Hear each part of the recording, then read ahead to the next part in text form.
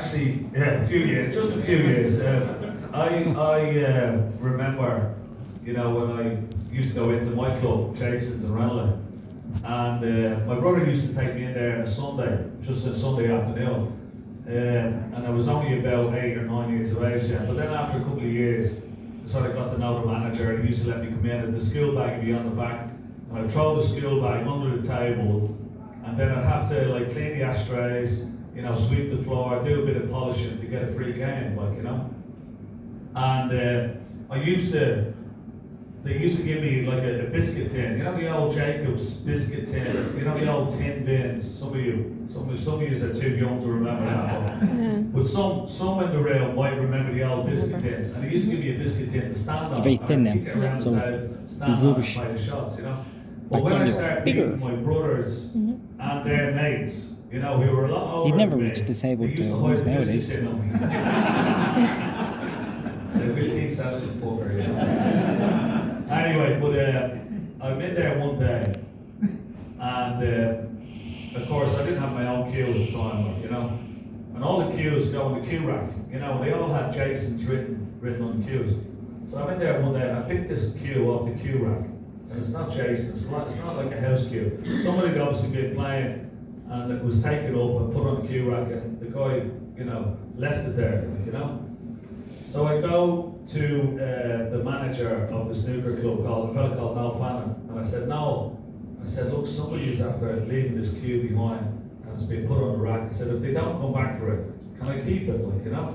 And he goes, well, if you give us a bleed fiver for it, you can keep it, you know? Now, my pocket money back in 1981, I'd say, my pocket money was 5p a week, which is 5 cents today. That's I didn't what it get was. pocket So money. I never £5 is asked. quite a lot of money for a young, like, 10-year-old, you know? But anyway, I loved this cue so much. I played it all day. It was a little bit broken at the end, but I loved it, and I needed to have it.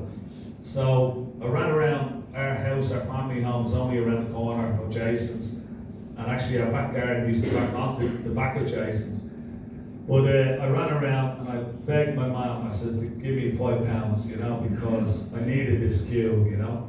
And money would have been quite tight at the time as well, but she gave me £5. I said, look, I'll pay you back, I'll get a summer job, I'll do whatever I can to pay you back. But before I went back into the snooker club, Jason's, it was a £5 note, you know. So I went into the post office, which is only a couple of doors away from the snooker club. I went into the post office, and I changed the £5 note into 5 single pounds.